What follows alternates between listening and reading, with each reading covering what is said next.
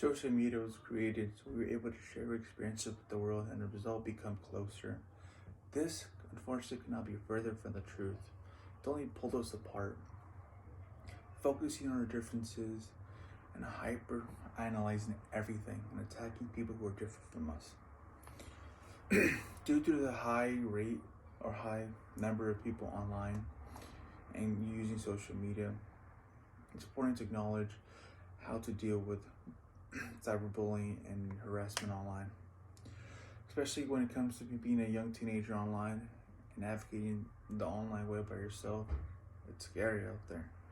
You don't know who you're talking to. You don't know how people react to what you post online. So it's important to know how to deal with the situation so they don't affect you more severely as things carry on, whether that be psychological factors or mental issues that can lead to that.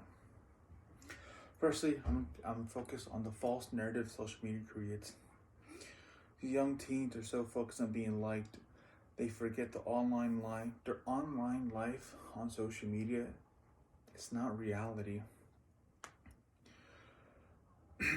Young teenagers are crave to be accepted to their social groups and do anything as a result. A Mail 2019 article talks about how young teens will do outrageous things for attention, while young girls will follow the trends to seem liked online, regardless of what they feel about these trends.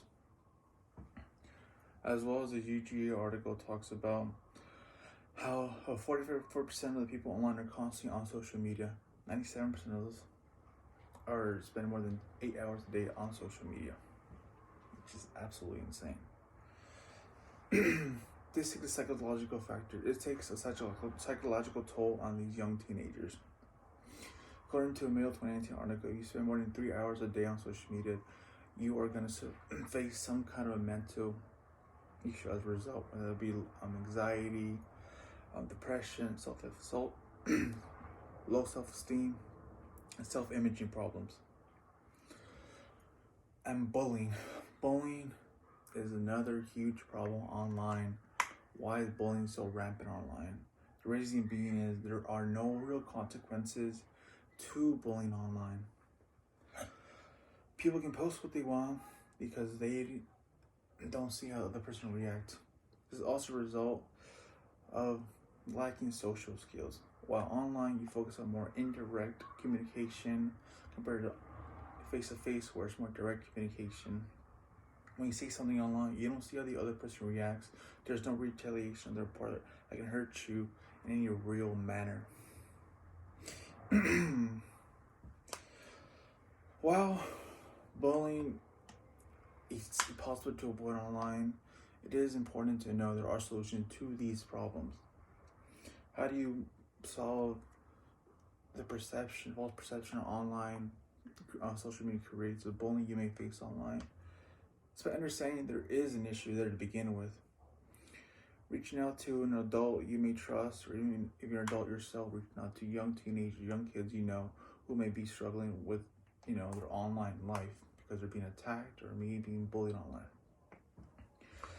If you're an adult yourself, being open to the situation, acknowledging that's the actual problem and not just bursting it off, will let people rely on you as a result.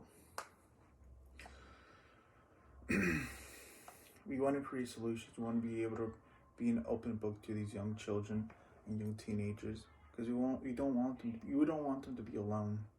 Once they become alone, the online bullying will only get worse throughout the years.